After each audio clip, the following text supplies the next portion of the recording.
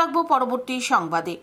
মর্মান্তিক হৃদয় বিদারক ঘটনা, ছেলের বিয়ের দিন জন্মদাত্রী মার মৃত্যু। ঘটনায় চাঞ্চল্য তেলিয়ামুড়া থানাধীন গামাইবাড়ি এলাকায়। মৃত মহিলার নাম হেমলতা দাস। কিভাবে মৃত্যু হয়েছে মহিলার, এ নিয়ে ধোঁয়াশা। এই বিষয়ে বিস্তারিত জেনে নেব তেলিয়ামুড়া থেকে প্রতিনিধি হিরণময় রায়ের কাছ থেকে। হ্যালো হিরণময়।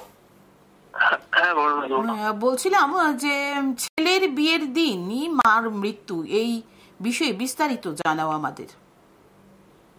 আজ দুপুর মানে 2টা নাগাদ আমাদের কাছে খবর আসে যে গামাইবাড়ি এলাকার বাসিন্দা মহেন্দ্র দাসের স্ত্রী তার হঠাৎ আকস্মিকভাবে মৃত্যু হয়। তবে কিভাবে মৃত্যু হয়েছে তা এখন ধোঁয়াশা রয়েছে।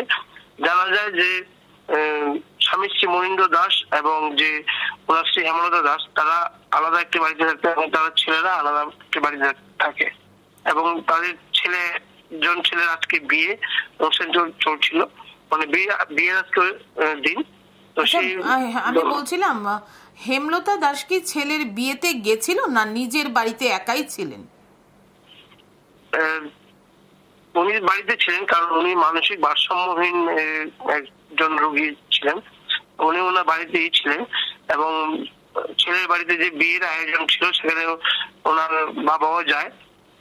তো বাবা এসে দেখে যে হেমলতা দাস মানে মাটিতে পড়ে রয়েছে। সঙ্গে সঙ্গে ওনাকে নিয়ে আসে তেলিয়ামুড়া মহকুমা হাসপাতালে। চিকিৎসকরা তাকে মৃত বলে ঘোষণা দেয়।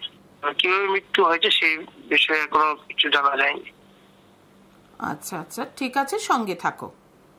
এখন শুনে নেব কি বলছে হেমলতা দাসের পরিবার। আর একেবারে এরা মেজাজকে দিয়ে ওই কেন বলছে হঠাৎ করে আয়া দিই এই অবস্থা। হাসপাতাল ডাক্তার কি কইছে? ডাক্তার কইও করছে মারা গেছে না? মারা গেছে। কত হইব বয়স? 40।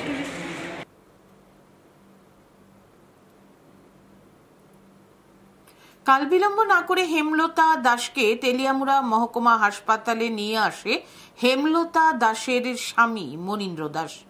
হাসপাতালের কর্তব্যরত চিকিৎসকও হেমলতা দাসকে মৃত বলে ঘোষণা করেন।